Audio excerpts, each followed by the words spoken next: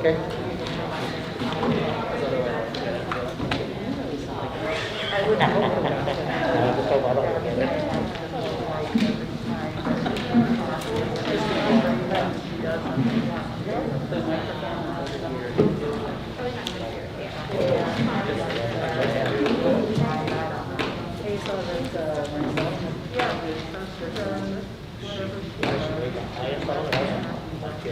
She acts like she doesn't know what she's doing.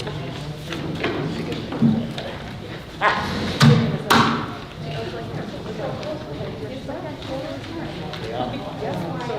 Like that's, anyway.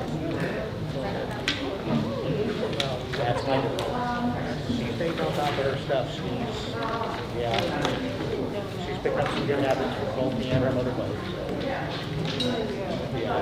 I can't take full credit.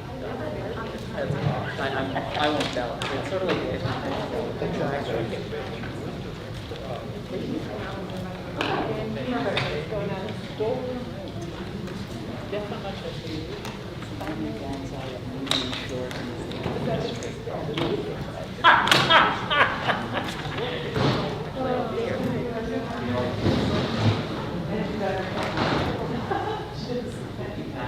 Greetings, folks.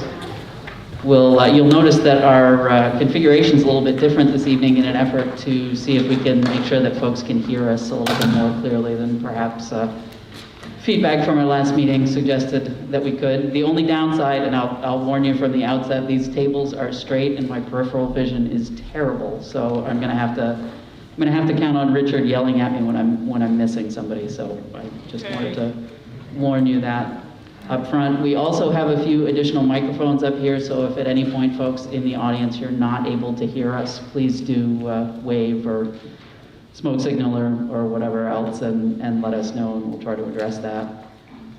So I would like to call to order the 15th regular meeting of the Board of Directors of SAD 52, and if Jessica could lead us in the pledge.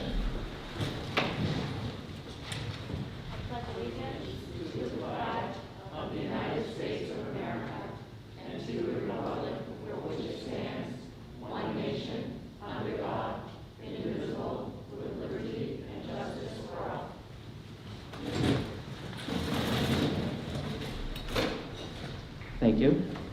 Our first order of business this evening would be to act on the minutes of March 11th. Any errors or omissions on those? Seeing none, let's accept those under general consent.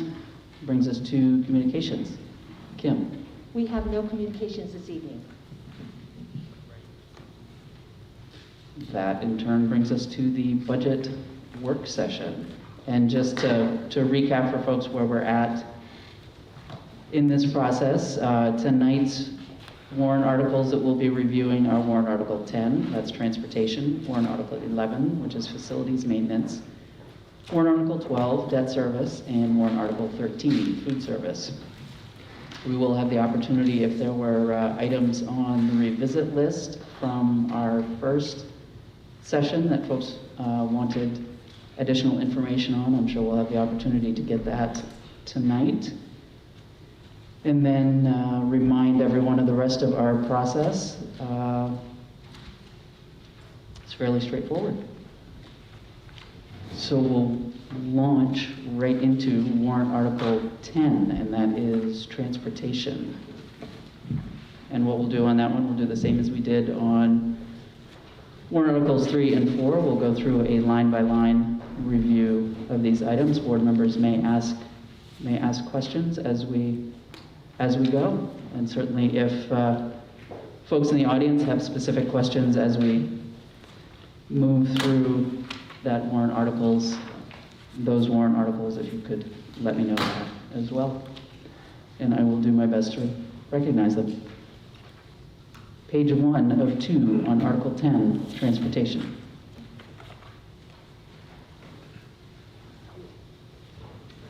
Questions on page 1? I have one, Michelle. When we look at line ends in 51184, overtime. I reduced that to the anticipated overtime. Thank you. Can I ask a follow-up? Jessica? Is that what we were at prior to this year? Is that why the reduction? The reduction was based on, actually, let me find my 3-year average for that. Give me a second.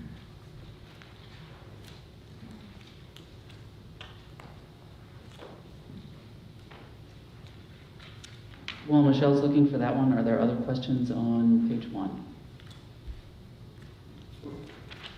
You're right. There's a pretty large decrease in the substitute bus driver line. Were we able to fill some positions that we're anticipating we're going to need less substitutes? What I realized, Yuri, when I was going through this year's budget is that if I fully budget for a substitute and fully budget for full-time bus drivers, then I'm over budgeting because we're either paying one or the other. If we have open positions, then we're paying subs. But if I budget for open positions, then I shouldn't be budgeting quite as much in both. That's why I reduced that.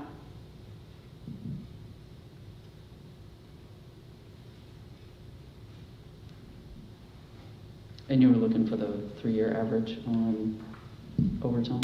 Yeah, for overtime. The 3-year total is 70,000. So a third of that is 23.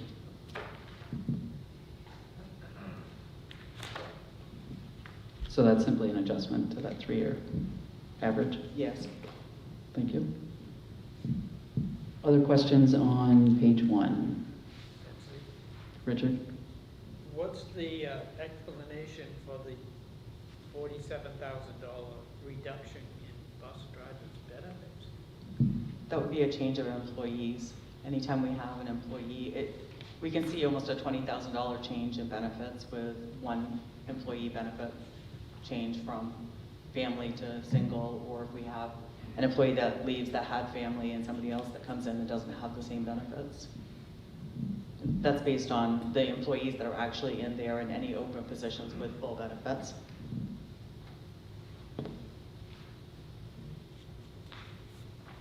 question. I warned you, I couldn't remember how to use this. Other questions on page 1? Michelle? I should have started out by saying that there is an orange copy, salmon colored copy of the corrected version, and I can point out on the first page that I found out this week from our diesel supplier that the prepaid diesel that we have from March through last June got us almost through last month. And so the prepaid diesel that we've had that we've paid all of this year is going to get us through next year. So we will not have to budget anything for diesel. So that's up in line number 56262. That's a reduction of $128,470.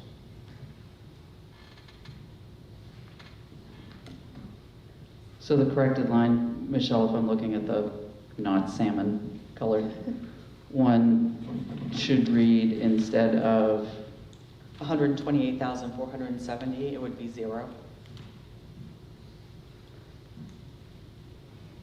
Alrighty then. Thank you. Betsy? Jessica? I only have corrected for warrant article 11. None of us do. Oh, I'm sorry. We have facilities. Yep, it is just facilities that I gave it to Okay. you. That was the only change, so I was going to just tell Okay. you. No. I apologize. All right. Thank you. Other questions on page 1? If there are no other questions on page 1, we'll go to page 2. Questions on page 2?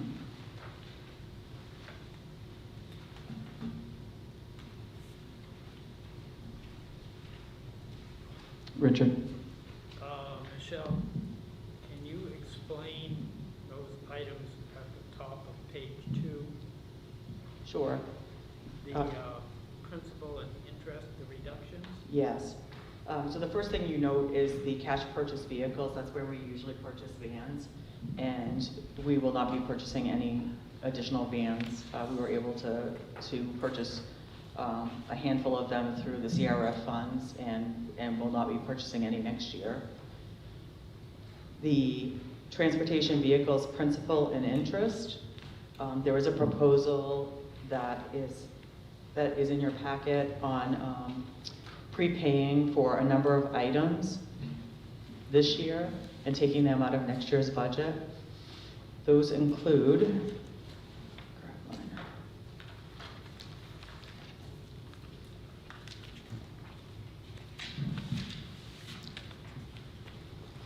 those include 6 buses that we're currently leasing.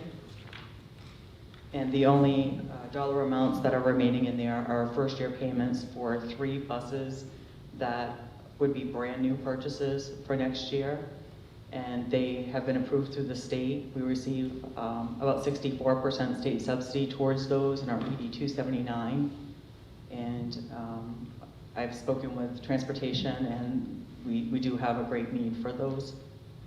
So the only amount you'll see there is for principal. There's no interest on the first year of a lease purchase. So the principal amount is for the 3 state funded, and my proposal would be to prepay for the lease purchase for the 6 additional buses that we pay for now.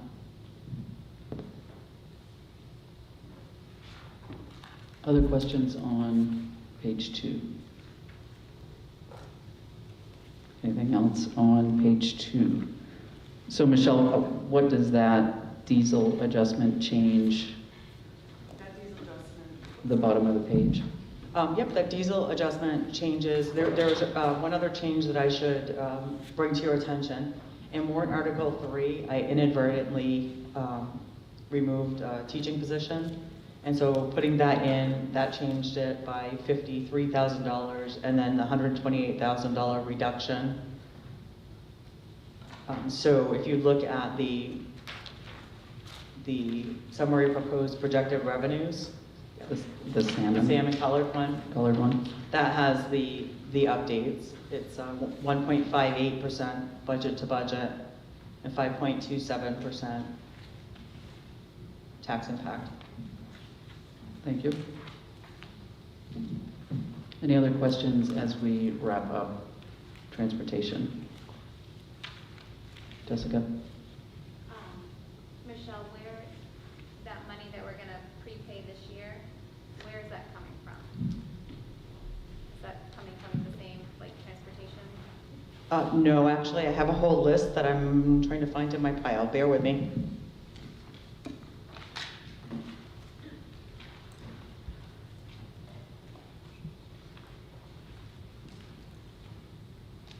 Michelle, is that proposal something that we need to take action on separately versus just this warrant article? It does entail multiple warrant articles.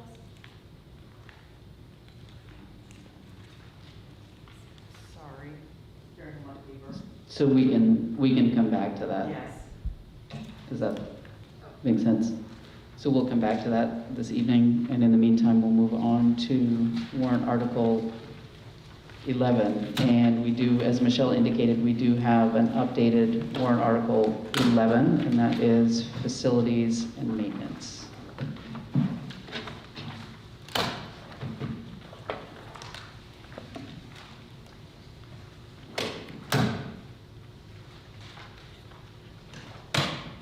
So page 1 of warrant article 11. Questions on page 1? Yuri? Seems like all the way through this, we have a pretty high increase in property insurance across the district. Is that reflective of something? So 2 years ago, we switched our laptop insurance so that it's purchased through somebody different. And the way that the invoices came through were that they were prorated to each location. So last year, money was prorated to laptop insurance that should have been prorated elsewhere, so it was making it look like a larger increase.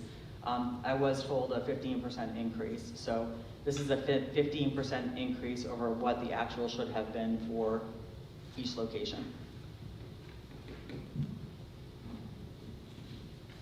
And that's each location? Michelle, that's property Yes, and that's through, that's through MSMA. full disclosure, I sit on that board of trustees, so just for added fun and excitement as far as that insurance piece is concerned. Other questions on page 1? Richard? Michelle, throughout this article, there are numerous lines that are eliminated, budgeted at 0. Building and equipment repairs and custodial equipment are probably the ones that you're going to see throughout. We were able to purchase a fair amount of custodial equipment with CRF funds, and so we will not be putting any into next year's budget. And land and improvements, there were a fair share of land and improvement projects that were done as well. So there have been no projects put in for next year.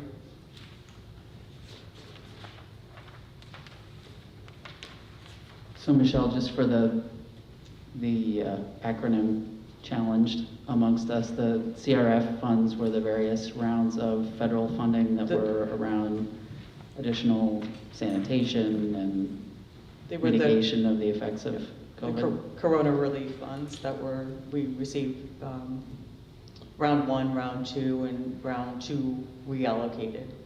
And we've also received ESSER 1 and ESSER 2.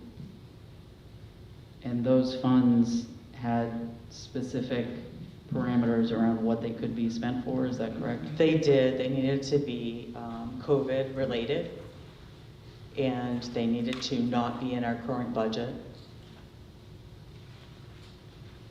And for CRF 1 and CRF 2, we had a very, very, very short turnaround. I think for CRF 1, we had maybe 2 weeks to pull the application together. And then by the time it came back to us approved, we had a few short months to spend it or lose it. So who approved, what entity approved? The various Department of things? Education is the one that was approving the applications. And then those funds were dispersed as reimbursements? So the district had to pay for them up front and then request reimbursement. The invoices for those take about 4 days to pull together. And some of them are a full ream of paper because of the amount of. Thank you. Other questions on page 1? Richard? My concern is that we're eliminating a lot of these items, but next year, in the next budget, they're gonna come back in full force. This was a very, very difficult year to try to determine what items should remain in the budget and which ones shouldn't.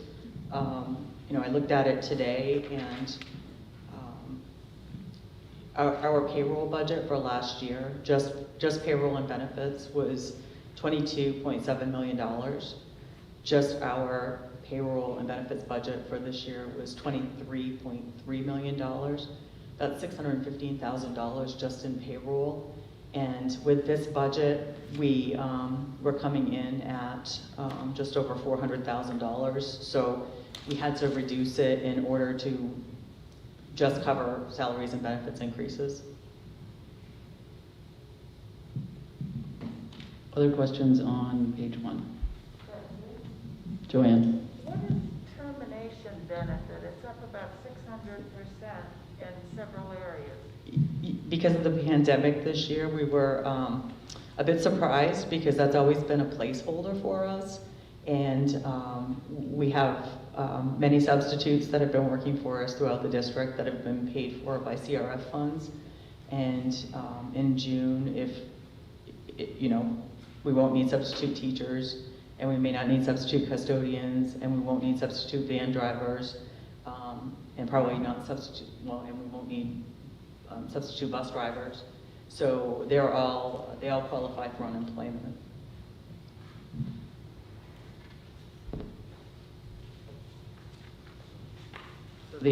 So if I'm understanding you correctly, then some of those initial, for example, the additional custodians that we utilize CRF funds for to improve cleaning in our facilities, we could use CRF funds for that, but if and when the time comes that some of those positions are no longer necessary because perhaps we're no longer living fully in a pandemic world, we are on the hook for.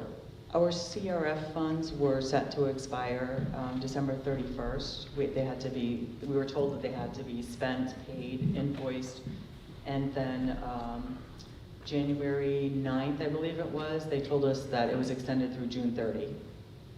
But of course, school gets out the beginning of June, and 3 weeks of unemployment costs. Thank you. Other questions on page 1? If not, moving on to page 2. That would generally follow page 1. Mr. Hathaway. Did I understand, I can't hear real well, but better than it was last week. Did I understand that we're not going to do any projects this year in this budget? We have projects that we're currently working on through the bond bank. We have a project that's going on in Leeds that's a 0% interest school revolving renovation fund project that will be going on. We're also hoping to get ramping up for the wastewater treatment plant project. We also have Siemens Phase 2 that's wrapping up right now. It's the little projects that we're not planning on doing anything in, although I believe that there is money in here for the high school, and that is for that Oak Grove to replace the loom, seed, and some of the trees. So I believe that that's the only project that's in this budget. That's out of the general fund. We do have other projects that are going on. Thanks, Michelle. Anything else on page 1? If not, moving on to page 2. Questions on page 2?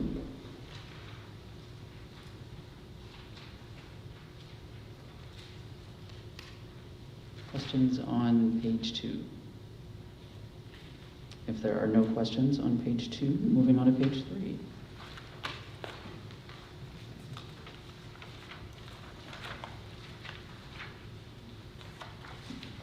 Questions on page 3? Yuri? What's the Leeds landing improvements line?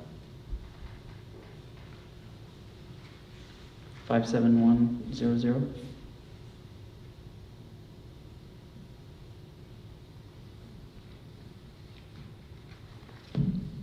Bear with me, let me look that one up.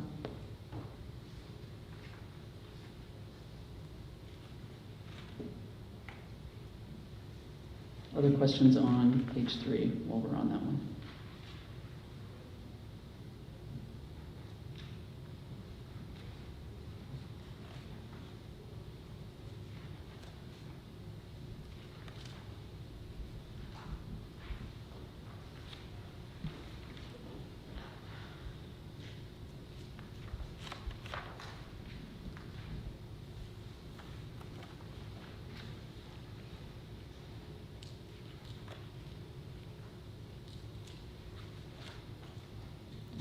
That is for lawn mowing and sand removal.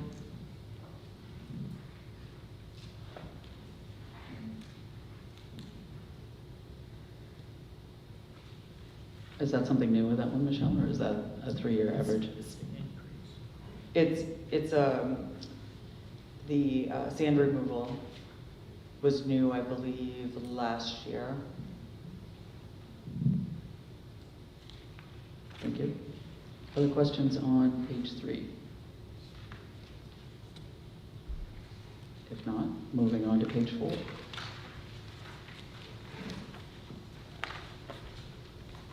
Questions on page 4?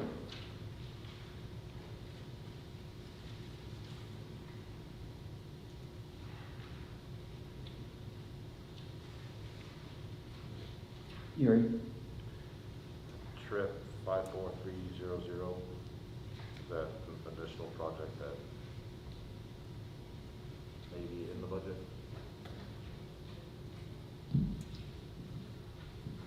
You're talking about building equipment repairs for Trip Middle School? Buildings and grounds, minor capital improvements. Is that siding? Oh, Michelle? that's the replacement of the rotten exterior that we've been trying to take care of for a number of years. Where are we in that process? Are we nearing the end, or we'll finish and I have to feel like start we had again? a couple of years left and then we cut it last year.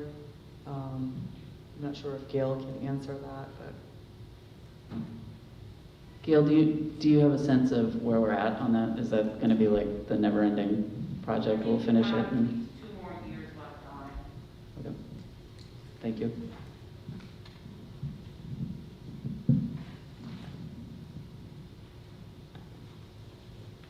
Other questions on page 4?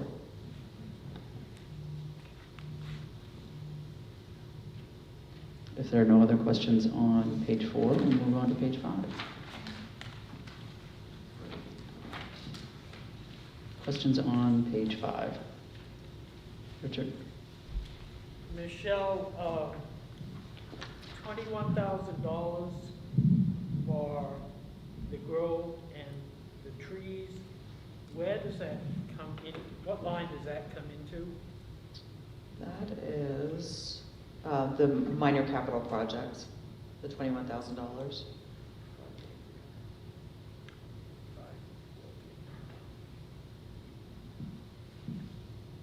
So that line item, Michelle, reflects a decrease, but remains at 21,000, which covers that That's road correct. work. That's correct. There were a number of projects that were completed last year that are not in this year's budget. Thank you. Other questions on page 5?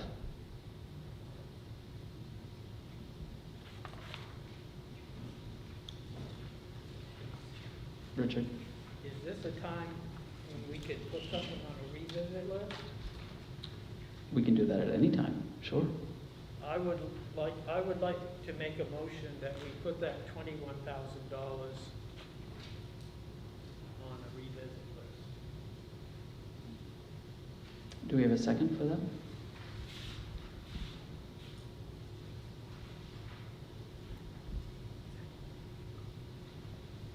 We do have a second. All those in favor of putting this item, and to be clear, that's the 54300 line that you're looking to put on the revisit list. All those in favor of putting that on the revisit? Those, I can't even. Teresa can see, yes. Those opposed?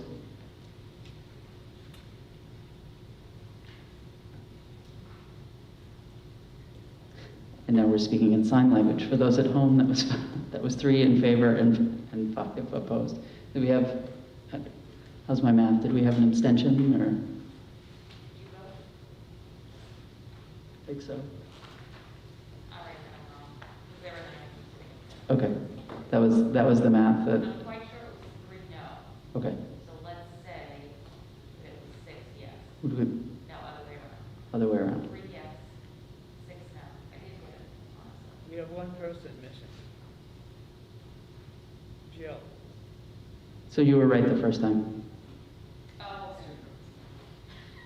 I didn't see Olivia down there. Okay. So we're clear that there was 3 in favor of putting that on the revisit list and 5 opposed to putting that on the revisit. Other items on page 5. Moving on to page 6.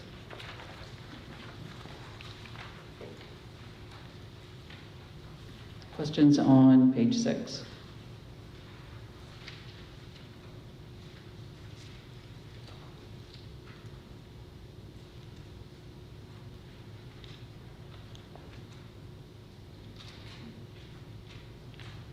57100, district-wide land and improvements.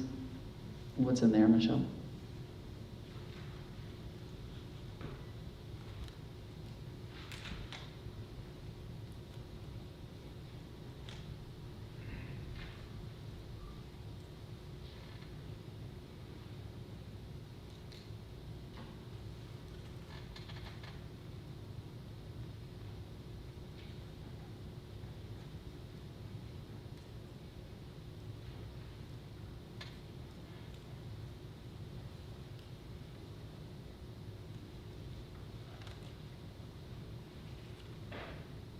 That was 57100. Yep, it shows the district-wide land and improvements. That's the annual delivery of 50 yards of playground mulch across the district and ice melt. And that's up $7,800 from the last time.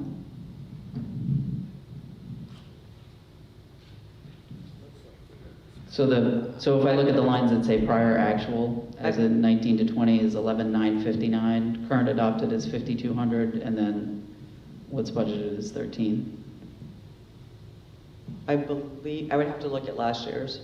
I didn't do that portion of this, but I do know that last year, I think we paid for the playgrounds separately, and I believe the mulch was with that package deal. We purchased that with money that was saved from prior year. So that's $5,000 right there. So the playground upgrades that we did in several locations with the pre-K playgrounds, et cetera, that They should some have of an that was annual- wrapped in. Yeah.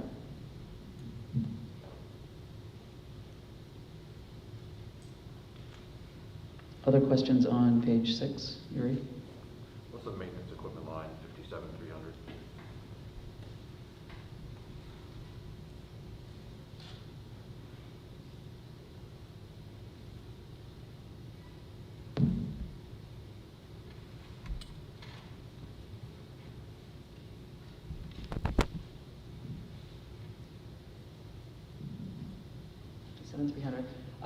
That actually should be on the executive summary page. That is for a Ford F-550 with a plow to replace existing truck 12 that's no longer road legal. And that is a 5-year finance price for that. And a mower and snow blower that would be used year-round. It's to replace a Toro that's no longer repairable. And I did speak with a couple of the maintenance employees to make sure that those were things that they felt like were in dire need because of the budget situation, and they felt that those were definitely needed to be replaced. It also is year 2 of our lease purchase for the loader and the gator and the pickup from last year.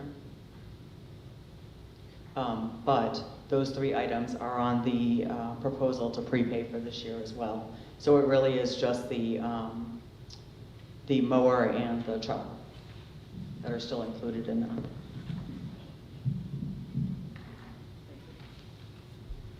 Richard? Are we closing central office?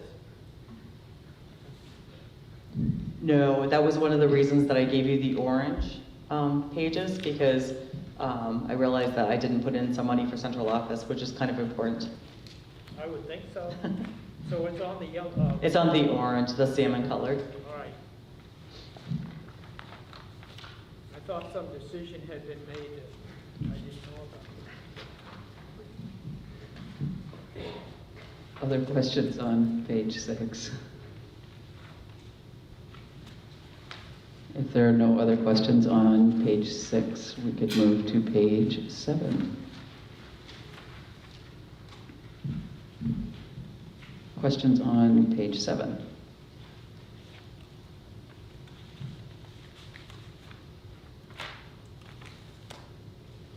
No other questions on facilities, maintenance?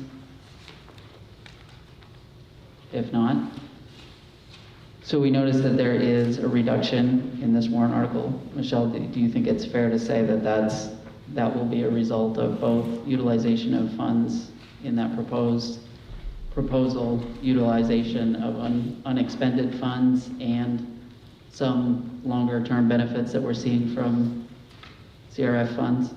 Yes, exactly. I did find the information that, to answer Jessica on where those savings were. If you'd like me to go over that now, I can.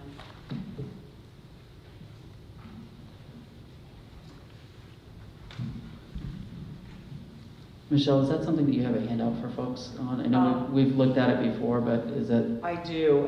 Let me grab it. I think you guys all have a copy of it. It's called prepay proposal. Yeah. And let me see if I can find my other copies in this mess.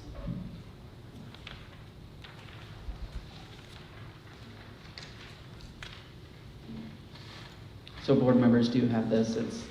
Yes. It's white, not the pretty salmon color. Nope, it's There's prepay proposal.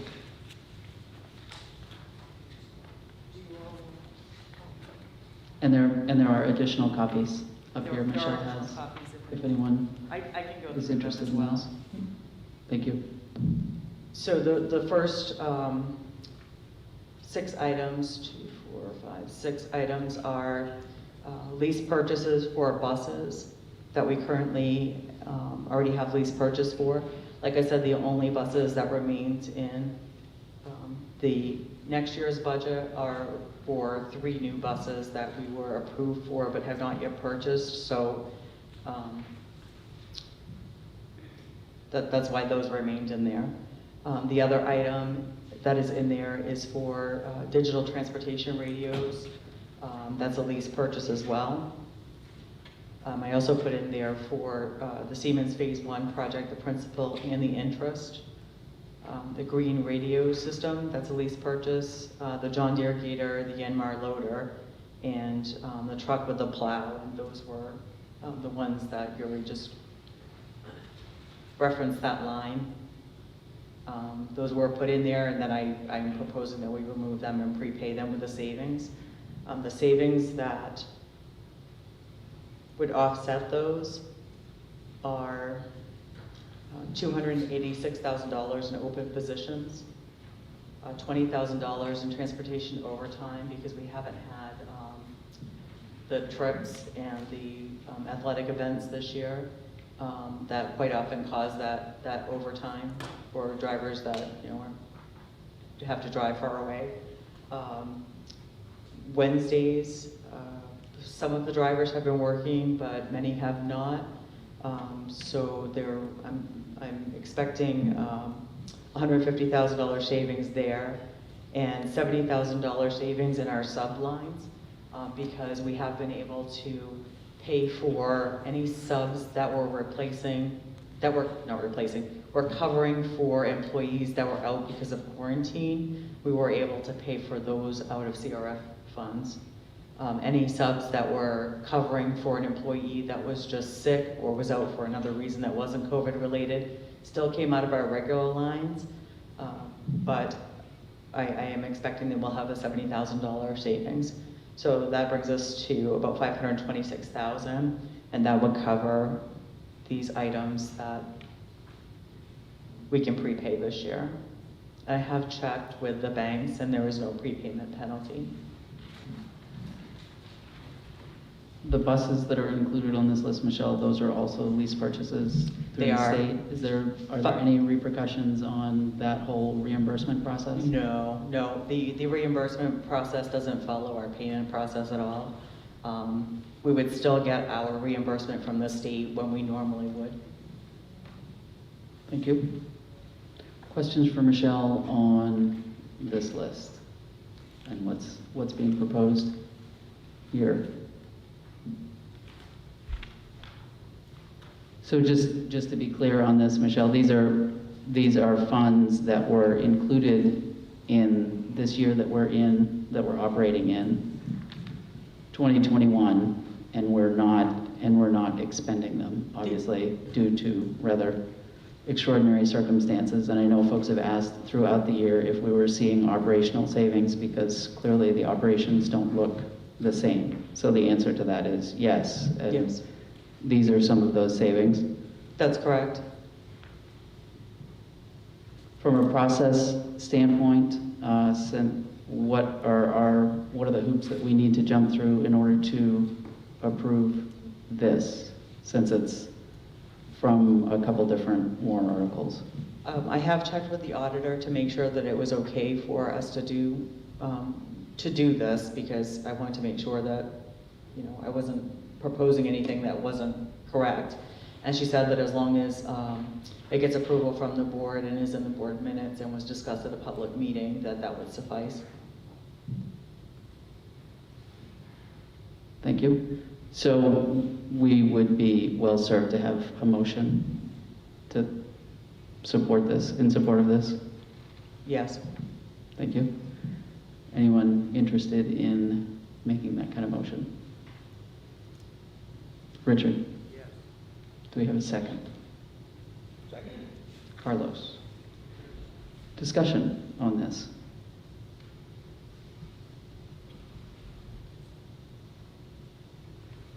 Seeing no, Yuri? If this was not to be used in this way, what would happen to those unexpended funds? If it was not to be used in this way, they would go into our general fund unrestricted balance. That's the amount that the auditor looks for, and you know, we're allowed to carry just 3%, and anything over that would end up in a future budget, but those are the funds that allow us to use the carryover funds from the prior year to offset you know, reduction of subsidy like we had this year, or you know, create reserve accounts, you know, or anything like that that may come up. Michelle, is it accurate to say that utilizing these funds in this way means that there are those funds that we don't need to go to our 3 towns and ask for, seeing as how we already asked for it in a previous budget? Absolutely, absolutely. It would be, we would have a $900,000 budget-to-budget increase if we did not do this. And the process that you described to Yuri, as far as it going through the whole audit process, the funds would still be available to us. It would be further down the line, like say I'm trying to think of the time frame of the audit. By the time we get through an audit and we have an audited balance and then are able to use those funds in various... Right. We always have a certain, you know, we always have at least 3%. And then it's that over 3% that we tend to look at and, you know, try to figure out how best to utilize that to reduce what the taxpayers are paying. Thank you. Questions on this? Jessica? So if we take that 286,000 from open positions and say we're gonna push it forward to next budget, does that mean we're effectively closing those open positions for the rest of the school year? Like what happens if we fill one of those? We do still have other open positions that weren't accounted in there, but they were, you know, 1 month here, 2 months there. Those are the full-time positions that we've had, you know, the open bus driver positions that we've had, and I can't rattle them all off. I did an analysis a while ago, but.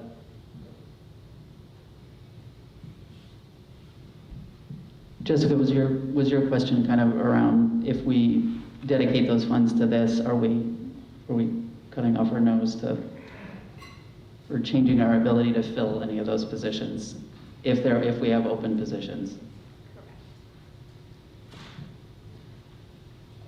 I don't know process-wise how we would.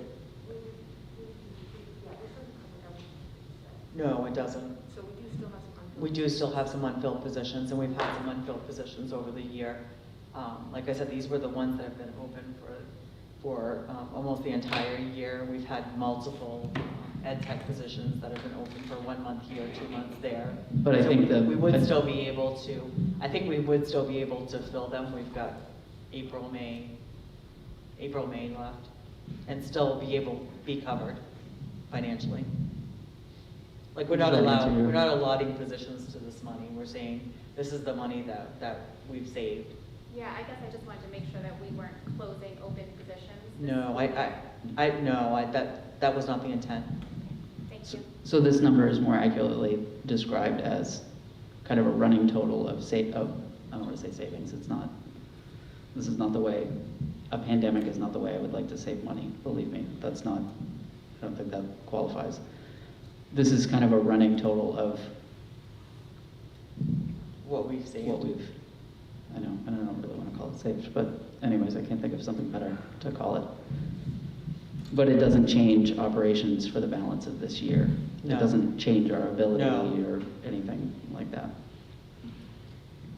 Any other questions on this one or discussion on this one? If not, all those in favor?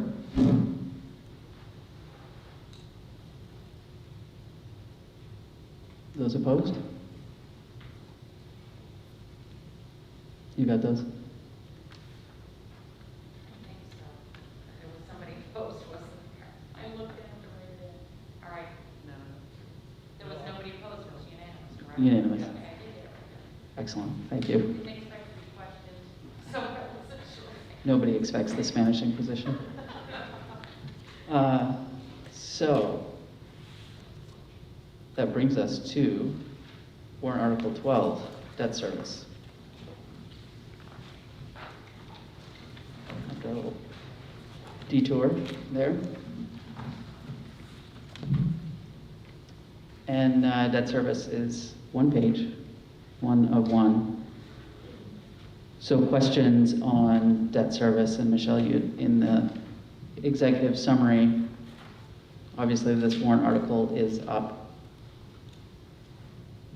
rather significantly. Did you want me to speak to?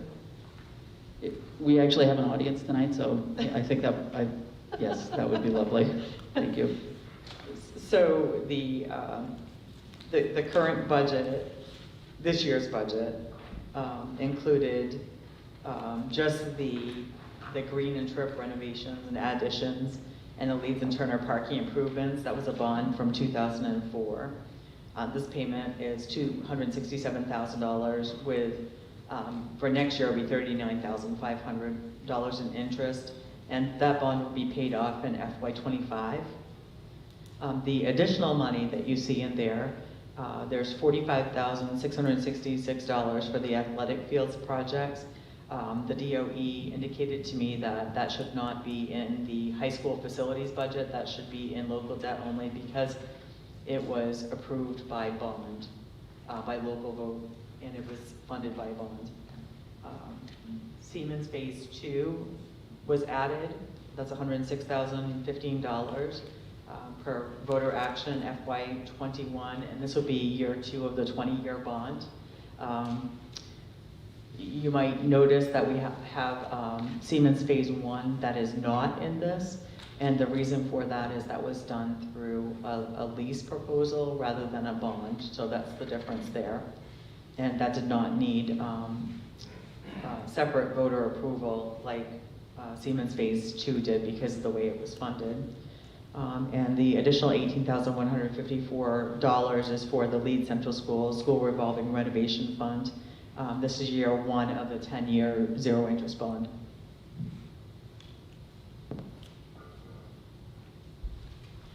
Thanks, Michelle.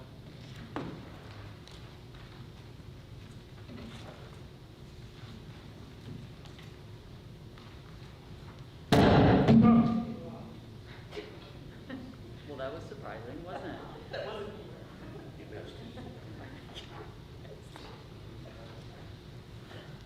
It's okay now. It's green now, so for some reason I don't let me use the remote at home either. I don't know why. So questions on warrant Article 12, debt service? If there are no questions on warrant Article 12, we move on to warrant Article 13, food service. And Michelle, we do have that in our books, and that is food service. Again, we have a one-page, questions on page 1 of 1.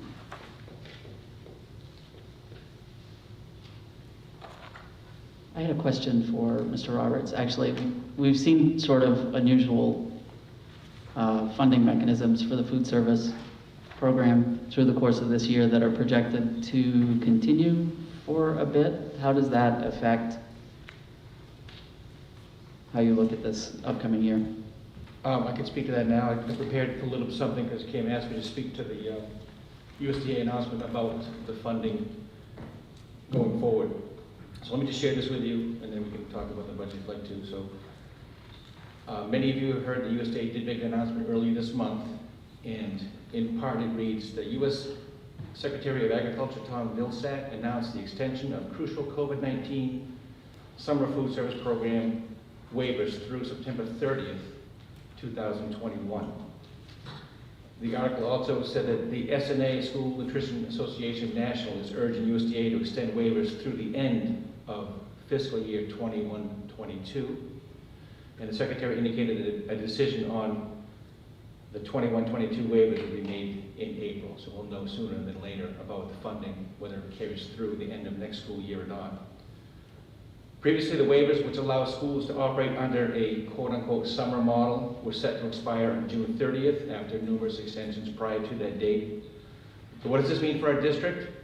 Well, this allows us to continue serving complimentary meals to all of our enrolled students through September 30th on days they're in school, while at the same time continuing to operate community meal pickup sites at the schools as a primary distribution method to students learning remotely and for any other qualifying children in our area. So remember that by opting into this financing model for our in-school meals, we're under obligation to run simultaneously public meal pickup sites at each operating location, which means our 6 schools, which we're doing Monday, Wednesday, and Friday mornings. A bit on the key waivers, there's 8 waivers. I'll touch on 4 of them just briefly. One of them is called the non-congregate feeding waiver, which allows us to serve meals to students that aren't at a particular location. They can eat meals at home, pick up, and take them home. Typically, this program was designed to, it was envisioned where kids would come to a location in the summertime, have an activity, consume the meals on site. But this waiver allows us to feed to a dispersed population through the waiver date. It also includes extension of the meal service flexibilities, so we can serve lunch in the morning to be taken home, consumed later on. We can serve breakfast and lunch at the same time to be consumed at different times in different locations. The parent-guardian meal pickup waiver is still in place, which makes it so kids don't have to come to the site to pick up the food. And of course, during the pandemic, you don't want kids congregating anyways, so that waiver continues. And a big one is what's called the area eligibility waiver. This is a program historically limited to schools where there's a 50% or higher free reduced rate. This waiver allows middle-income districts like ours to participate in this program through the extension date. Now, last summer, we operated sites at 3 schools, one in each town, as you remember. And we served over 40,000 breakfasts and over 40,000 lunches, averaging 480 children each day through the months of June, July, and August. So I'm strongly advocating we continue meal service through this summer as well. And I'm meeting with Superintendent Brandt and Business Manager Coates tomorrow to discuss and finalize those plans for summer food service. Now, as you might imagine, school food service professionals are very happy about this development, but there are ongoing concerns, which we've already talked about a little bit. Foremost among them is what happens after September 30th? Will districts be required to collect applications at that point? Will families have any incentive to fill out the applications if meals are free through the first month and they haven't been required to pay for meals for a year and a half at that point? And what incentive is there to pay back previously owed debt? So these are questions that are coming up. We had a webinar today with MDOE, Child Nutrition Specialist Walter Beasley, and he addressed some of these concerns and touched on a couple of key legislative initiatives to address these concerns at both state and national level. He informed us that there are bills being workshopped in Augusta right now that would provide funding for universal free meals funded by the state through next school year. Now, we don't know where this will go. It's been discussed over the years, but the conversations are heating up a little bit now.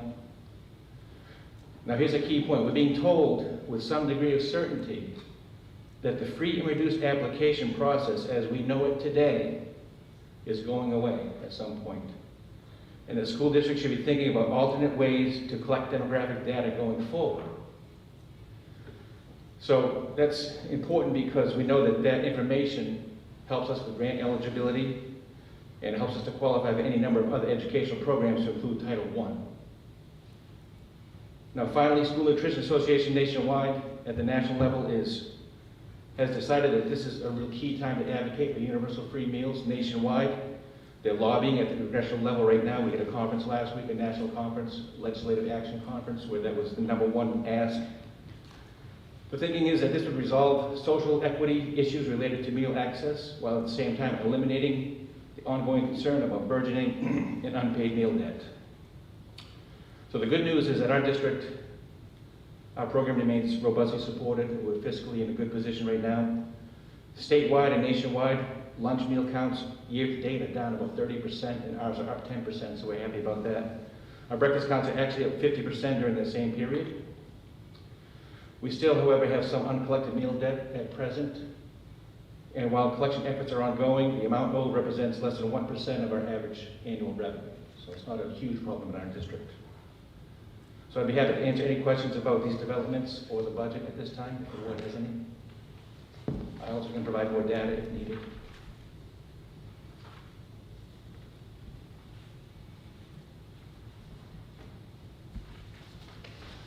I will say one thing about the budget, especially for the new school board members. The food service department is budgeted as, I think the term is enterprise, Michelle? Yes. So when you see that detailed expense report, the only expense that hits the general fund directly is the subsidy ask, which was $50,000 this year. Those other expenses are paid for out of food service revenue, so they don't hit the general fund directly. And they're estimates based on projected meal counts and food costs and things like that. And that 50,000 is down from 70,000 the two Correct. previous years. Correct. Questions on warrant Article 13? Or any of the other information that we've heard on that this evening? If not, thank you for the update. Obviously, we'll stay tuned as far as any changes happening in food service, all that good stuff. Thank you. So that brings us to the conclusion of this evening's new warrant articles that we were going to be discussing. We do have some items on a revisit list, and typically we would be taking action on these kind of at the conclusion of our process, but if there was additional information to be shared on them, the board would be happy to hear that tonight. Kim, was there additional, or Teresa, was there additional information on these items? Yes. There is, and I didn't know Teresa was planning to speak a little bit later and include some information about teaching staffing, but would the board like to hear that at this point?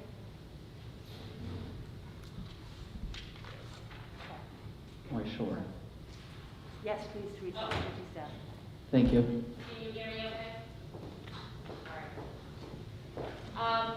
So the question was posed to me last week about the gifted and talented staffing levels, and I was able to gather a little bit more information, and I had a chance to reread Chapter 104, which is the law which governs gifted and talented programming.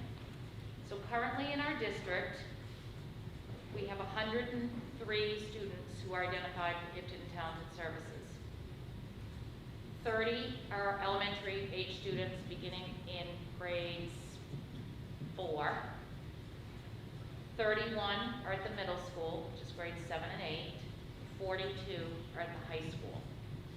We have 1 full-time teacher and 1 full-time educational technician 3.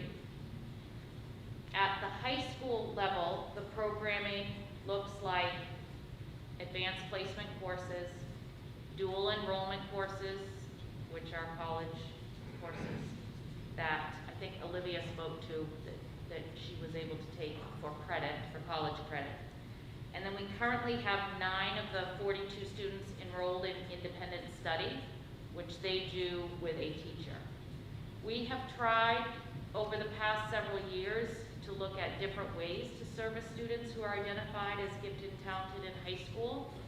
And their programming does look different because at the high school level, the offerings are able to be more differentiated than at the elementary and middle school.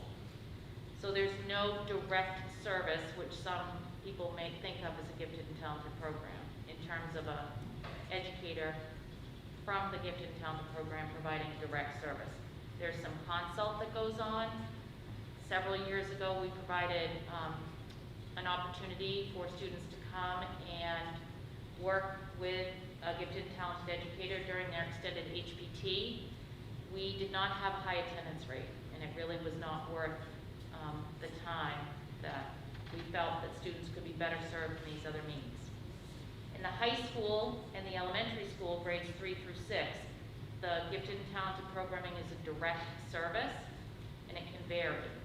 So today, I had the good fortune to observe a virtual lesson for students who are identified as gifted and talented, and their families have chosen for them to be remote, so they have that programming that way. We are trying to maintain all the guidelines that need to be in place, so typically the services this year might be one-on-one rather than mixing students from cohorts. And so students might also, I know on Wednesdays, our educators provide some different services that students can Zoom in and participate in. So the number of students that we have that get direct service from our full-time teacher and full-time ed tech is 61 at this time. And our 42 high school students are either on consult or they're enrolled in different types of programming to meet their needs.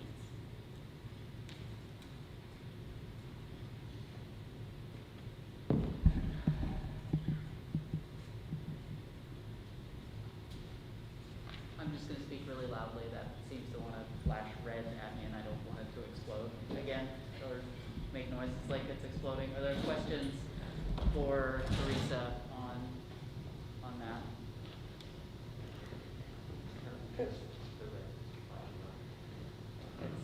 Don't press the red button. Yeah. Thank you. Questions on that? Thank you for providing that information. Can everybody hear me still, sort of muffled through my, thank you, mask and everything?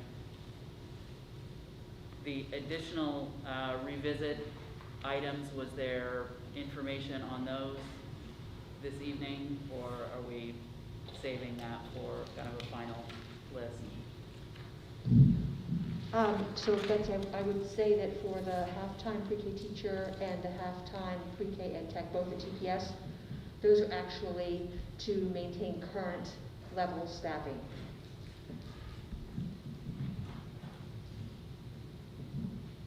Thank you. So those items will continue on the revisit list. The first four, and those items were a half-time pre-K teacher at TPS, a half-time pre-K ed tech at TPS, the district-wide contingency teaching position, and I think that was a question, not necessarily a motion on the GT to have on the revisit list. Is that accurate, or did we have that on the revisit? We had asked for additional information on the gifted and talented program staffing. It's like magic, it works now. So that one is on the revisit list, is that correct, or was that simply a follow-up for tonight? So the way it's worded, was follow-up for more information, and Teresa provided that information. I didn't know if the board wanted to continue to put something related to GT staffing. Is there a motion to put that on, to put something around GT staffing on the revisit list? Yes, I'll move that. Richard, do we have a second? Yuri? Are those in favor of putting this one on the revisit list? 2 in favor, those opposed?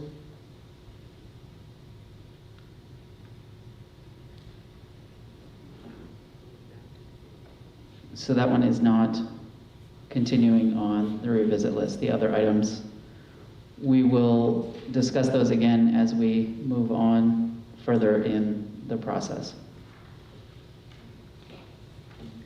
So that brings us to item 4.2, and that is a reminder that our next budget work session is March 25th, same place.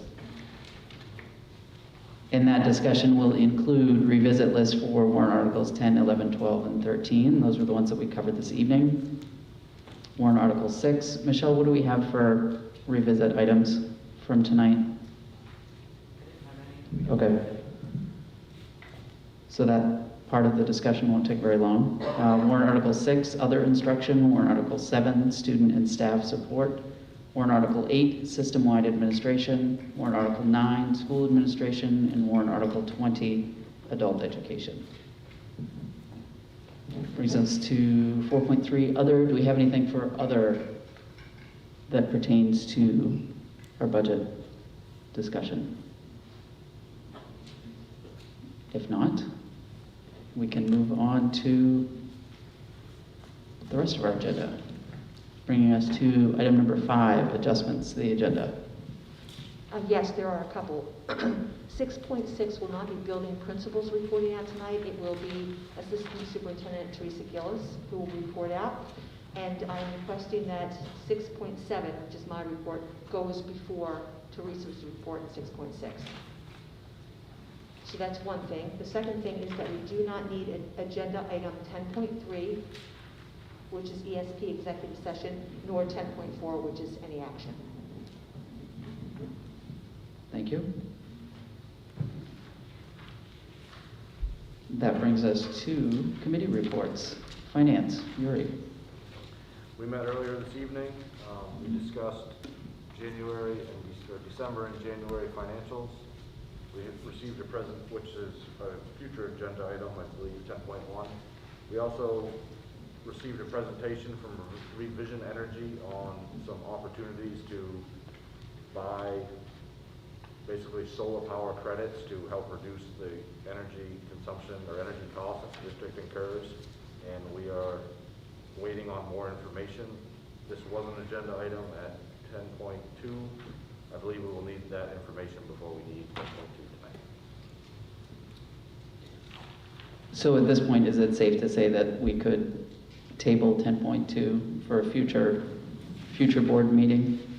Since our meetings are weekly at this point, it didn't sound like it's fair to say that it would be our next meeting. It would be a future one. Michelle, is that accurate? I was just going to say, you know, if we wanted to have a motion just to further review that, I think that was one of his recommendations. To proceed with it, with researching, that is a possibility. So I don't know if you want to change that agenda item or just do it as part of finance.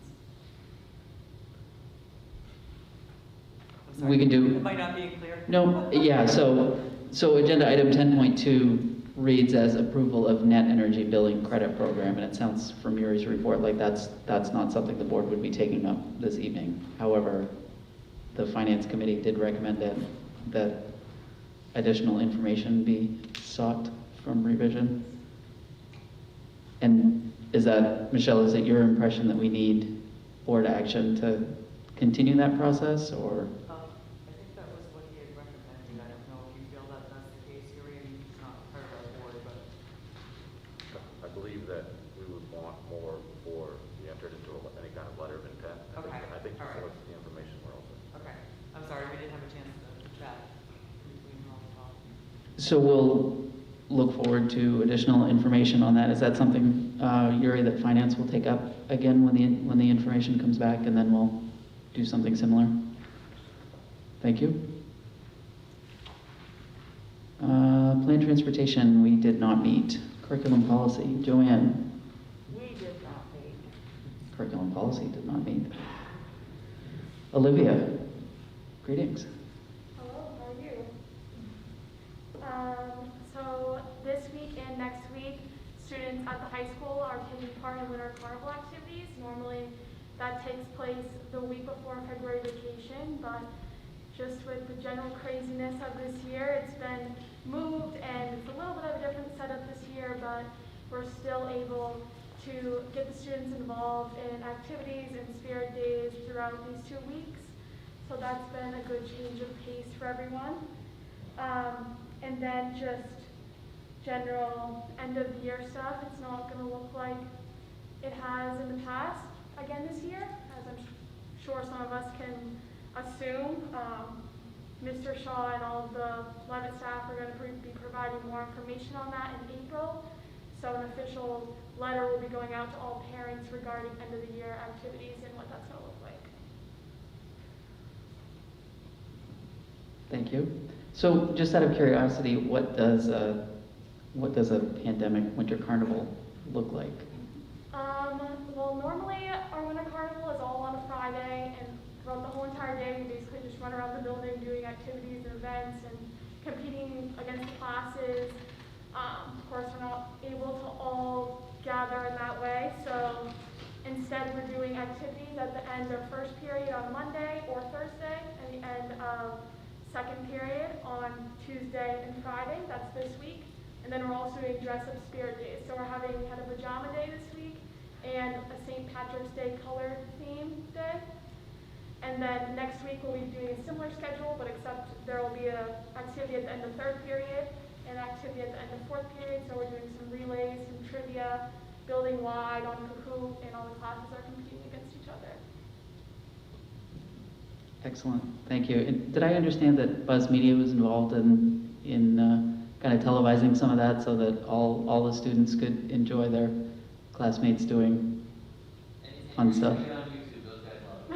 Excellent, thank you. I just wanted to confirm that. I had some report of that, but it sounded like lots of fun was had by everyone, so that's always a good thing. 6.5, non-teaching negotiations, AFSCME and ESP. Jessica? We have not met. Not met. That brings us to, if I remember the adjustments, that would bring us to the superintendent's report, correct? Yes, thank you. I've had some questions about the federal emergency relief funding and some questions about getting students back into school more often, as much as possible. So my report tonight is going to review some of the things actually that the board and Michelle discussed at the beginning of this evening, as well as what we're doing currently right now related to students, what we're doing with moving forward. So to start, and again, I apologize for the redundancy, but because I've received the questions, I think it's important that I say it again. So the federal emergency relief money, you may hear it called CARES Act, you may hear it called Coronavirus Relief Fund, which is CRF for short, you may hear it called ESSER. So all of those are parts of the federal emergency relief funding that schools in Maine have been receiving. This funding can only be used for things that have been directly impacted by COVID-19. So only things that have been impacted as a result of the virus. And this money cannot be used to supplant the general budget. In other words, we can't use it to say, we're going to pay for a whole bunch of our teachers' salaries and benefits for next year. We cannot do that with this money. It is only for impact from COVID-19. It can be for anything that's already in the budget. So I'm thinking, for example, every year we buy Chromebooks for the incoming freshmen. That happens every year, so we cannot use the federal emergency relief money to supplant the budget in that way. It is a reimbursement model, which means that we had to put together a proposed budget that was sent to the state, and the state reviewed those items we were requesting for the federal funding, and then they approved us for that money. So once that was approved, we could move forward and start to purchase those items and then get reimbursement through the state for that federal emergency relief funding. Business Manager Coates had to attest to those items, as a matter of fact, in the proposed grant budgets that they were not, in fact, already in the general budget. So the magnitude of the financial impact of the pandemic is illustrated in the federal funding that schools have been and are receiving. So our district to date has received $4.4 million We have not used all of our ESSER II funding yet. There's a proposal in the budget related to that, and I'm going to talk about something else we're going to put in there. We anticipate that in the most recent stimulus package that we will be getting another round of federal emergency relief funding monies. Also that our towns will be receiving some money as well. So we look forward to more details about that. So things that have been impacted by COVID-19 and the way that we determined to use the money included things, of course, there was a lot of personal protective equipment. Some of that was provided by the state, but of course there was additional that we needed as well. But the unprecedented level of cleaning that was needed, so we bought a lot of extra cleaning supplies. We bought a lot of extra custodial equipment. Like I think in terms of the backpack sprayers that we were using, we got a scissor lift to get up to those areas that we can't reach normally. So all kinds of custodial equipment was purchased. We also used the money to hire 11 temporary custodians to help us with the cleaning. So they were temporary. And the reason they were temporary was, as Michelle said earlier, all of this money had to be spent and everything it was spent on had to be in place and finished by December 30th, 2020. So we were actually advised, you don't want to be putting this for staff you plan to keep on because after December 30, somehow your general budget's going to have to pick that up. And of course we didn't budget for anything extra that way. So we did temporary custodians to help us out. We also had to do the managing and the ordering, the delivery of all the additional equipment and supplies. Things like dispensers for sanitizer needed to be put up or installed everywhere. We had to order and install arrows to put on the floors and the walls of all of our schools to keep distancing clear and also to direct traffic flow. We had to create isolation rooms beyond the nurses' offices for children who may be sick as they're waiting to be picked up. We had to consider or buy a portable PA system and handheld radios to support pickup and drop off. Remember, everything has to be distanced. We bought additional copiers to support the hard copy work that was going home with students to support the remote learning. We had to change out the shared student tables in classrooms for individual desks because they all had to be facing in the same direction. We created some outdoor learning spaces, which meant paving some areas. It meant looking for some, like a tent, a couple of tents that were purchased for that as well. And we had to look at all of our ventilation systems, which for us are in pretty good shape.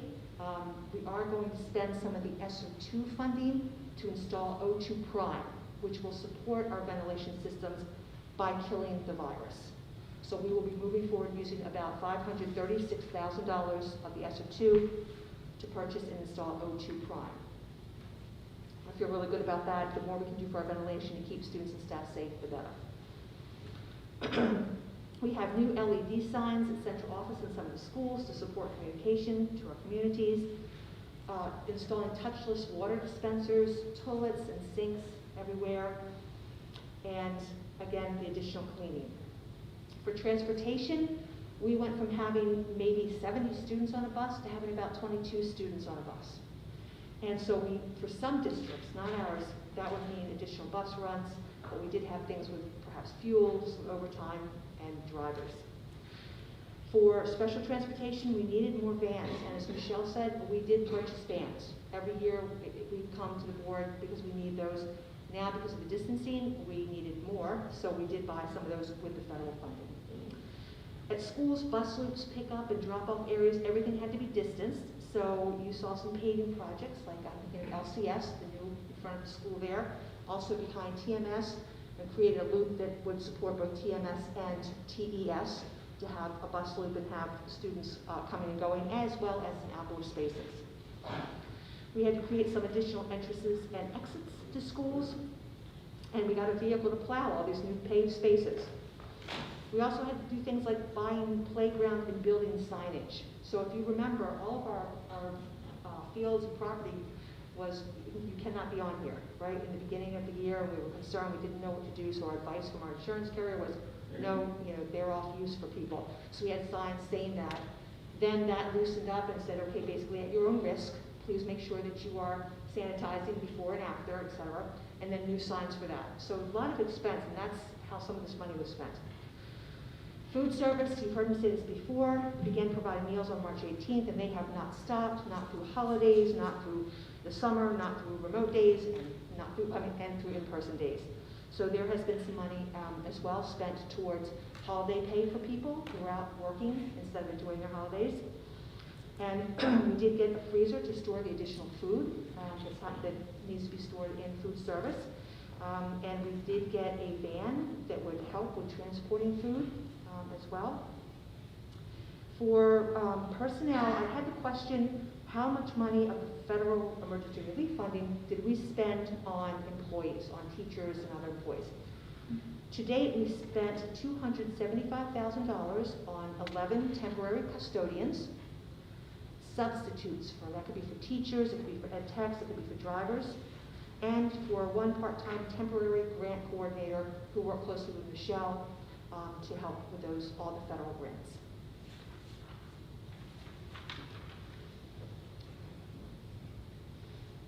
Make sure I'll try here. In addition, we had to learn how to use the educational platforms, the Seesaw and Google Classroom, so there was some training related to that. We had to get devices for every student, and it took a long time for the devices for the grade 3 to 6 students to come in, but they're in now, which is fantastic. We had to think in terms of materials and equipment for people to work remotely when that was happening for a while. We had to we had to have all the processing of these invoices in by December 30th, so there was a ton of work in the business office as well. People were working long days, they were working some nights, they were working weekends to meet that deadline, basically. So it was overtime that we spent there through those funds. We also worked on staff connectivity on the Apple TVs or Chromecast, on tablets for staff to support remote learning, and on iPads. We also spent some money on postage to mail packets when we were still doing that. All right, the board, so this is another positive thing came out. The board is now live streamed. Thank you, Jeff, for being here to do that. And so our viewership is up, has really increased, which is a really good thing as well. For students can't share materials or manipulatives without first cleaning them or wiping them down. So instead of sharing, like think about a bucket of crayons that you might have in an elementary classroom. You can't have that anymore. Everybody has to have their own individual crayons. So all supplies, manipulatives, any of those things, individuals for students. So we spent money on that. Of course, all the devices. We have had some hot spots, and the state supported us with that as well, out to families who needed those. I mentioned before that Randy Swift had worked on the infrastructure project.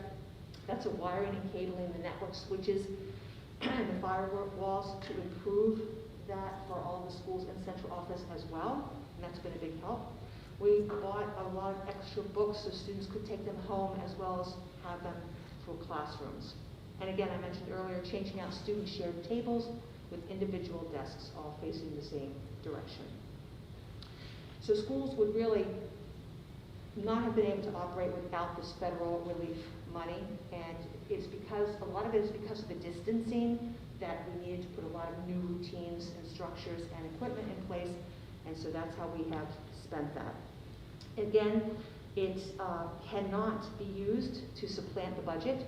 It's all about COVID impact, and again, a reimbursement model. So the other thing that I've had some questions about is the hope of getting students back in school as much as possible or more often. So we all want students back in school as much as possible. The pandemic clearly has presented a ton of challenges that we continue to work through. This year has been difficult for families and staff and students. Overall, student in-person time has gone well. That instruction has gone well. The remote learning continues to be a struggle. Attendance around remote learning in particular continues to be an effort that we're all working on, but is also a struggle. We continue to ask parents to please contact their child's teachers and or principal to make plans if their child is struggling. We have consistently implemented the required health and safety measures, and they have worked. Even as we have experienced higher numbers of positive cases, schools have been safer environments than in the general community, and that's really great, and those health and safety requirements have been working. Relatively, we've had to go fully remote. Certain schools have had to go fully remote, not very often. And some of our area districts were having to do that a lot more.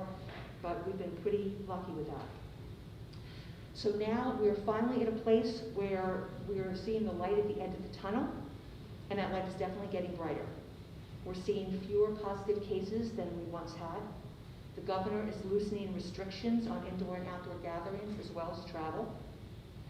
Androscoggin County is remaining in a green designation. School staff have been prioritized for vaccinations, and of course that's wonderful, but that's not immediate, right? That's taking some time. It's a process to get everybody vaccinated. And the national CDC has been re-examining the 6-foot versus 3-foot distancing requirement, and it is expected that we may hear of a change as early as tomorrow. And Doug, thank you for sending that to me this afternoon. We are moving, as I said earlier, we're spending about $536,000 from ESSER 2 to install O2 Prime, which supports the ventilation systems by killing the virus. So, the reentry team has been brainstorming ways that we can further support our students, especially those struggling learners, and also to better support our staff. Teresa will be talking more about their ideas in just a few minutes.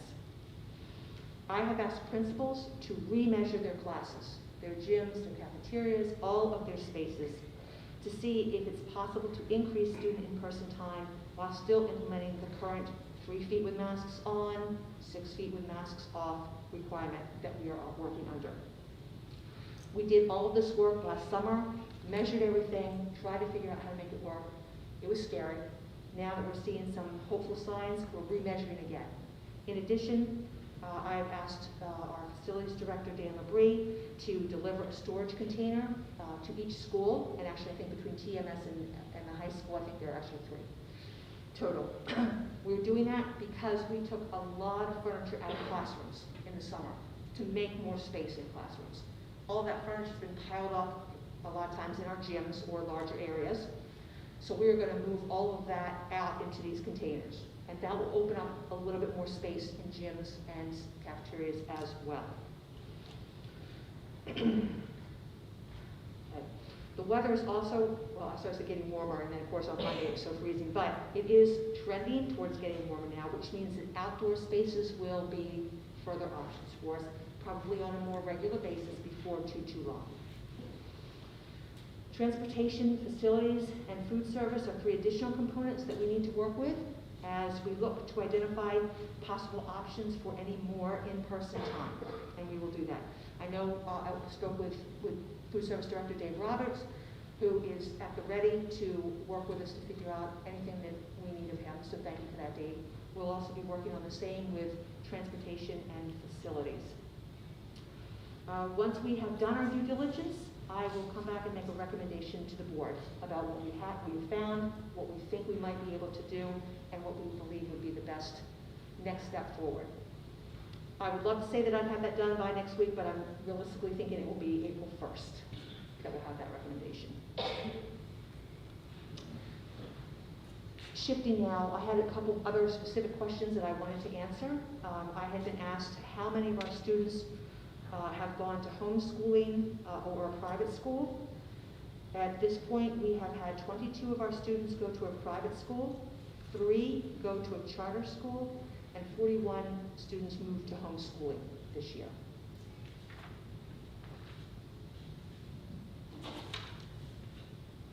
And I think that's it for me.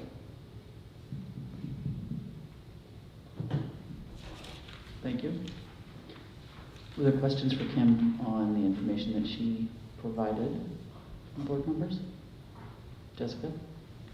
I know last time you spoke about reopening the survey to the parents, like what you did last year, and you said that might be something depending on where it looks like the state is going forward.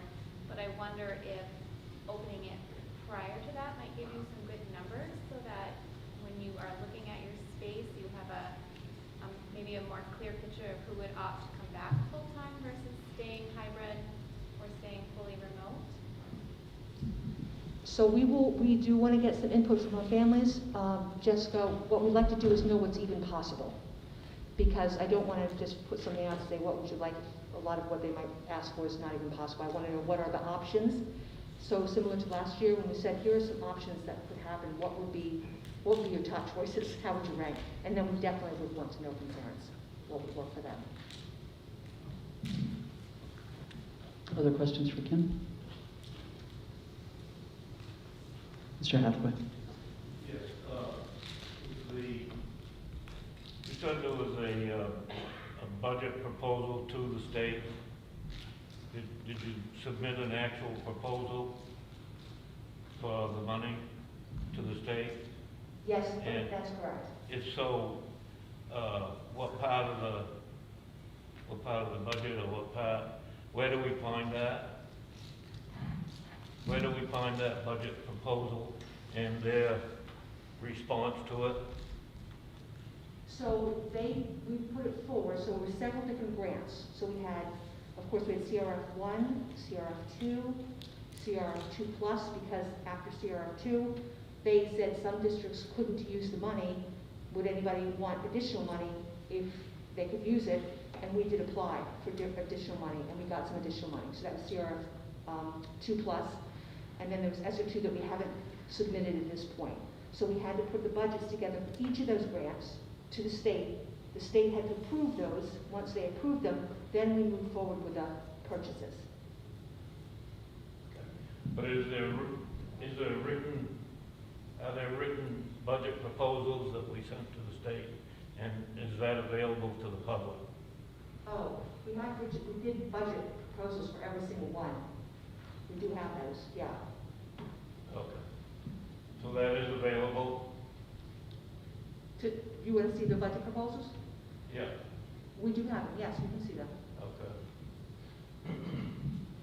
And the other question I had was, if, as we proceed along with what you explained, as far as measuring and finding innovative ways to use our classroom space and whatnot, will we be able to get updates on how that is coming along?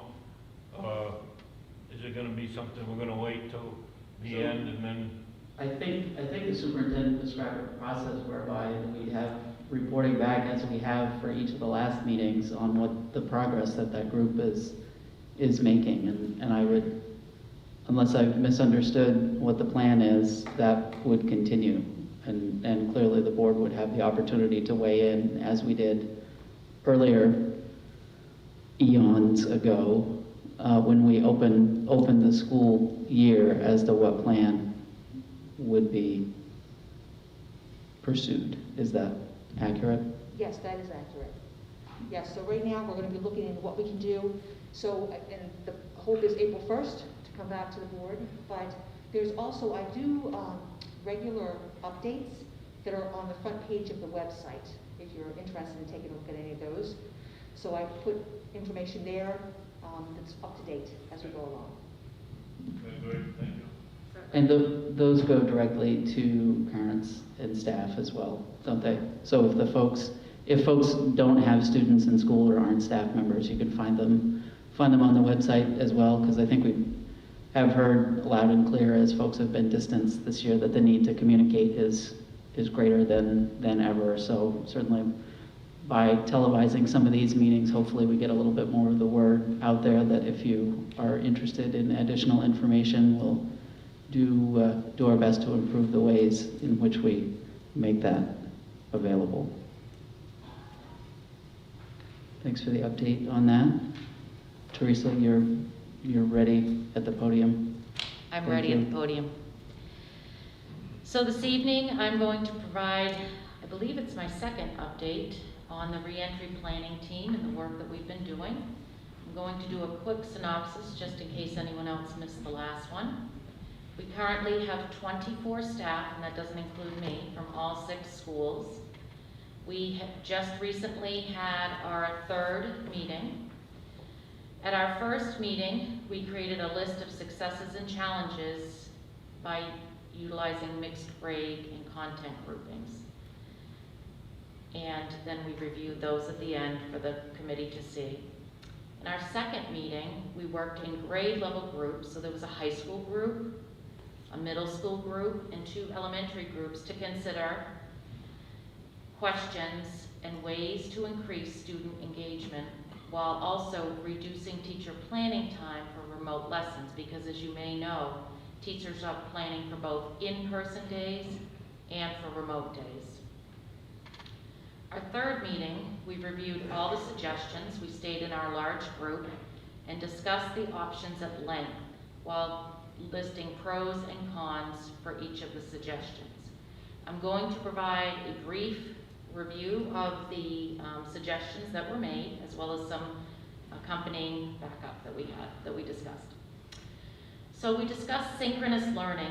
What synchronous learning is it means that a teacher is in front of a class teaching, and through the use of technology, there might be students in another location that are able to Zoom in or Google Meet in and see what is happening and participate in the class. This is actually happening successfully in some classes now, and 2 of our team members shared their experiences. Other things we discussed is the management of in-person and remote students during lessons. We discussed that this might be better for some learners than others, like older students who are in their home setting might be better off than younger students like kindergarten or first grade who were at a daycare setting. So we just discussed that. We really didn't come to a conclusion other than we think it's viable to consider and discuss further. We then discussed 3, 4, or 5 days of in-person learning. I'm sure you've noticed in the news, I get almost daily updates from a colleague regarding more schools and their decision to bring students in person. We felt that in order to do this while following the guidelines, we'd have to measure the current spaces, discuss options for bringing in more for learning, specific criteria if we weren't able to fit everybody, but maybe we could fit some more students, and then what it would mean if we were mixing cohorts and schedules for both families, teachers, students, or changing. Again, we thought this was worth more consideration. Next, we talked about students attending school on Wednesday. Wednesday currently is used for a remote day. It initially started so that we could have time to clean between the cohorts. Then we realized that teachers were losing out on quite a bit of planning time, so the schools were opened in the morning so that teachers could be in there to do some of their planning. Wednesdays are also used for IEP meetings, which are meetings for students who qualify for special education services. We do hold these meetings on Wednesdays, so we're minimizing the time that teachers are actually away from their students, because teachers are required to be at these meetings for their students. Wednesdays currently also consist of AP classes at the high school, band and chorus lessons for our elementary music students, additional support for students who need it. These things all happen on Wednesday. Wednesday also allows critical planning time for our elementary teachers. When we went with this hybrid model, we had to change the unified arts schedule at the elementary level, and that means that there was a reduction in that time for students. And because of the way the schedule works, elementary teachers, their planning time happens when their students are in what we call a special. So by having their special time reduced, that also correlated to reduced planning time for our elementary teachers, which is critical and can happen on a Wednesday. So while Wednesday would provide an extra day per week for students, the committee really felt that the benefits might be outweighed by the challenges that this switch could present. We're still up for considering it for discussion because, again, the important thing is to get students into school while also reducing the amount and varied workload for teachers. Next up, we discussed an all-hands-on-deck idea. So this would include that we would review current schedules to determine staff who may have 15 or 20 minutes or even more to work with students who need additional supports on Wednesdays and perhaps even their remote days. And the team really came up with some clever ideas on staff that we could utilize that for. So we left that on the table as well. Another suggestion was to hire staff to provide check-ins for students who need additional support. Some on the team felt this was a viable option, while others brought up the point that we currently have open positions and our schools often are short-staffed without enough subs to cover. So things like specials end up getting canceled. Options such as Zoom lunch bunches or remote plus in-person morning meetings may be more feasible to provide additional connections for students on their days when they're not in school. All of these ideas were then shared, so we met Monday afternoon. All of these ideas were then shared with the pre-K to 12 administrative team on Tuesday. The suggestions are being reviewed, and we've really turned it back to the individual schools because it's important to note that some of our schools are smaller, some have more space, some have unique sized rooms and unique shaped rooms, and that in some cases we may be able to fit more students than in others. And I don't know if anyone has any questions, but that's where we're at.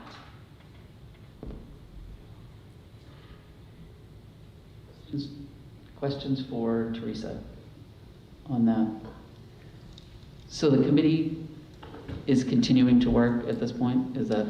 No, actually, we're pausing. We have turned over the suggestions to each of the schools in terms of, like, the administrators have discussed it, because we felt that these were options that could be viable, but they needed more input. So the committee has myself as a district-wide administrator, and Lucy Davis, and Ryan Patry, who's a principal, and Danielle Harris, but we were missing 4 of the other principals, and we felt like it was critical that they be part of the discussions and then talk with their school leadership teams. Like Kim said, they need to do the measuring. So at this point, we've really come up with ideas that we believe are viable and should be considered more closely at a school level. So that's the work that the administrative team is undertaking at this point, taking that group's recommendation and moving forward with exploring them further. Is that accurate? That is accurate. Questions for Teresa? Olivia? Is there consideration for any changes that may be made for particular schools, like from, say, 2 of the 6 schools, if there's a possibility for more in-person learning, or will changes only be made district-wide? That's a great question, and I don't know, Kim, do you want to answer it, or do you want me to? Sure, it is a great question, and it's one that we've been discussing, Olivia, because we try very hard to make sure that we've got equitable access for children's education. At this point, we think we have to keep an open mind about what's possible and take advantage of whatever is possible. But until we know, until we've done all that work and we actually know what those options are, we won't make a decision until then. Yes. I have sort of a hypothetical question. If the governor opens completely, gates wide open, is our district ready to go back to in-person 5 days a week? Or is that something that's going to take a little more planning than not? Yeah. It would take a little bit of planning, definitely. It wouldn't just be like, today's the answer, tomorrow we're in. But that's why we started the reentry team, because we could see things look like they were hopeful and where might this go, and we want to be ready. The CDC we may hear about tomorrow, and then Maine has said, so as of yesterday, I get regular updates, the superintendents get regular updates from the commissioner. So as of yesterday, nothing has changed. However, if national CDC makes a change that's less restrictive, Maine would take a look at that as well. So there could be a change coming up before too long. So, but to get back to the answer to your question, it would be, we're trying to do all of our pre-work now to get ready. I think moving all the furniture that's been stored to get it out of the classrooms will just be another step closer to doing whatever we do. If there were no distancing requirements, you know, that would be phenomenal. That would be wonderful. We want kids back in. I'll add the good news is we know how to do 5 days a week. So it would take a little bit of time, but we can do that. Other questions for Teresa or Kim? Yes, sir. And if you're in the audience, if you could just let us know who you are, and then we... My name is Dr. Hassan. Thanks, Jason. The original measurements that were made in the classrooms, was that based on the 3-foot or the 6-foot? So we looked at both of those originally. The concern was that you can be 3 foot as long as you have your masks all on. But as soon as a child has to take a mask off for breakfast, snack, lunch, drinking, or breaks, you have to be 6 feet. And so the other guidance that was coming out from the DOE was to please try to limit movement around the buildings as much as possible, right? So we were like, there's no way to manage this. And we did do our 6 feet to make sure everybody was safe. Now we're looking to see, is there a way? Things are looking safer now, perhaps. I mean, we're still in a pandemic, but we're looking to see if there's a way to make it work with the 3 feet and have kids move to larger spaces when they have to have a mask off. Okay, so this remeasurement of the spaces is going to focus on 3 foot Yes. distance? Okay. Yes. Okay. And has there been any consideration for juniors and seniors to take the SAT? Oh, so, Evan, would you mind just addressing that? I can try. Thank you. So currently the College Board is offering, if you go on the College Board website, they say that there's local testing sites, but local testing sites have not yet opened, and we are not a local testing site. So there's hope that those local testing sites will be open for the fall administration of the SAT. There's no indication that they'll be open for the spring session, which normally takes place in April, May. Okay, so we're looking at the fall then, or? We will not be a testing site. We are not a College Board testing site. We're hopeful that the local testing sites will be open for the September, October testing dates. Justin, I can add to that. Levitt used to be a testing site when the SAT was the state test that was required by the state of Maine, the Department of Education. It has since changed that, and the test is the NWEA test. So that is why Levitt is not a testing site anymore, because it's not required for the state accountability system. Thank you. And has the re-entry team had any contact with other high schools to see what they might be doing? For example, Edward Little just recently announced that their high school students are going to go back full time. I believe the reentry team was told they could share any information that they learned. The elementary principals and myself met this afternoon with a principal from a neighboring district to hear how their gradual reopening worked. So I know that I'm sure Mr. Shaw and Mrs. Marine are also in touch with others. I know Mr. Shaw meets regularly with principals, high school principals. So yes. I would add to that superintendents, Western Maine superintendents have met a lot all summer, all year, and we are constantly sharing what is happening, what can you do, what can't, what are ideas. So that group's constantly meeting. Maine Curriculum Leaders Association, Teresa's a member of that. They meet on a regular basis to share ideas and what's happening in different schools. As Teresa said, Evan meets with area high school principals as well as our other principals are in touch with their colleagues. So yes. And has there been any considerations, particularly maybe for the senior class, to bringing certain groups back, as you were saying earlier? You might consider bringing certain grades or groups back in, depending on your space requirements. That's another great question, and that's why we've decided to turn it over to the individual schools. So some of the members of the reentry team were members of, they're members of the Levitt faculty. So they will be able to also bridge those conversations with Principal Shaw and his leadership team and the staff. Okay, thank you. Other questions on that process? If not, thank you for the update, and we'll look forward to learning more as this changes quite literally daily, perhaps, as far as the guidelines that are out there. So we'll remain hopeful, certainly. as far as that's concerned. That brings us to public comment. Any additional public comment at this point? Going once? If not, we move on to old business that we don't actually have any of, which would bring us to the consent agenda. I would entertain a motion for the list. Second. And that was the team of Carlos and Richard. All those in favor? Unanimous? That brings us to new business. 10.1, approval of December and January operating expenditure reports. Second.